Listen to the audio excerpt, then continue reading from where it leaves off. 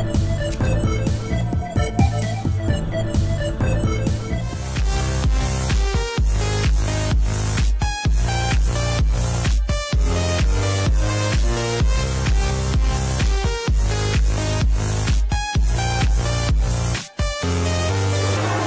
గురించి ఇలాంటి ఫంక్షన్లో మాట్లాడినా కొంచెం ఏం మాట్లాడినా కొంచెం రొటీన్గానే మాట్లాడతారు అందరూ.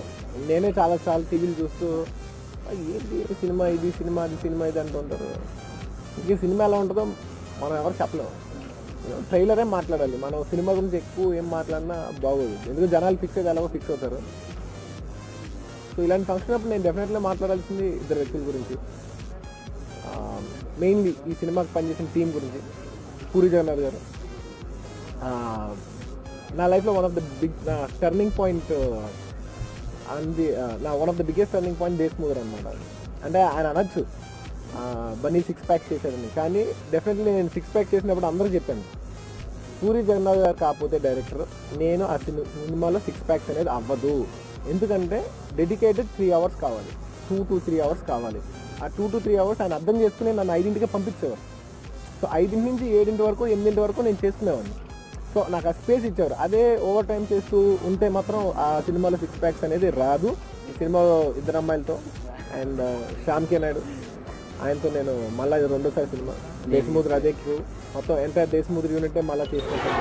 బన్నీ అంటే చాలా ఇష్టం. బన్నీ అంటేనే ఎనర్జీ, కష్టపడే వాళ్ళు అంటే నాకు బాగా ఇష్టం.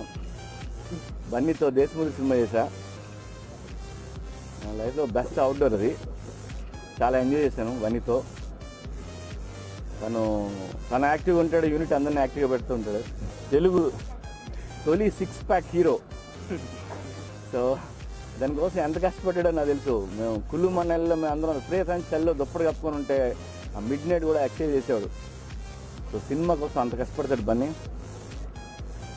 సో ఇద్దరు అమ్మాయిలతో ఈ కథ ఒకసారి బన్నీకి చెప్పా. బన్నీ చాలా బాగుందండి, అది అట్టి పెట్టండి అని చెప్పారు. తర్వాత కొన్నాళ్ళకి అరవింద్ గారు కలిసారు. కలిసి ఏమైనా బన్నీకి ఏదో కథ చెప్పామంట, అది అలాగే పెట్టమన్నాడు అని చెప్పారు. ఆయన చాలా మంచి కథ అంటే కదా అని చెప్పారు. అంటే నేను చెప్పాను మంచి కథ కాదో నాకు తెలియదండి, అందులో ఇద్దరు అమ్మాయిలు ఉన్నారు అందుకే అట్టి పెట్టమన్నాడు అని చెప్పా. అంటే అవునే ఆడు అలాంటిడే, కొద్దిగా కంట్రోల్ చేయాలని చెప్పారు. సో ఈ ఇద్దరు అమ్మాయిలతో సినిమా ఇప్పుడు స్టార్ట్ అవుతుంది. అమలా అండ్ రిచా గంగోపాయ్ చేస్తున్నారు. ఫిల్మ్ మొత్తం న్యూజిలాండ్ ఆస్ట్రేలియాలో జరుగుతుంది. సినిమా November 1st వీక్లో సినిమా షూటింగ్ స్టార్ట్ అవుతుంది. రిలీజ్ మా తమ్ముడు ఇస్తాం. సంక్రాంతికి చేస్తాడో శివరాత్రికి చేస్తాడో నాకు తెలియదు. Cinema ready. Parameswara art productions బ్యానర్పై మా అన్న పూరి జగన్నాథ్ గారి దర్శకత్వంలో స్టైలిష్ స్టార్ అల్లు అర్జున్ గారు హీరోగా నేను చిత్రం నిర్మిస్తున్నాను ఇద్దరు అమ్మాయిలతో. ఈ పూరి గారితో డైరెక్షన్లో సినిమా తీయాలని 4 సంవత్సరాల నుంచి వెయిట్ చేస్తున్నాను. అసలు నా కెరీర్ ఆయనతోనే స్టార్ట్ అవ్వాల్సింది. అనుకోని కారణాల వల్ల అది నా 5వ చిత్రంగా రావటం జరుగుతుంది. అర్జున్ గారంటే ఆయన ఒక రంగా నా రోల్ మోడల్. ఆయన కసి, ఆయనకు యాక్టింగ్ మీద ఆయన ఇంట్రెస్ట్ ఆయన చూసి 3 సంవత్సరాల కింద అరవింద్ గారిని కలిశాను. సార్ బన్నీ గారితో సినిమా చేయాలని.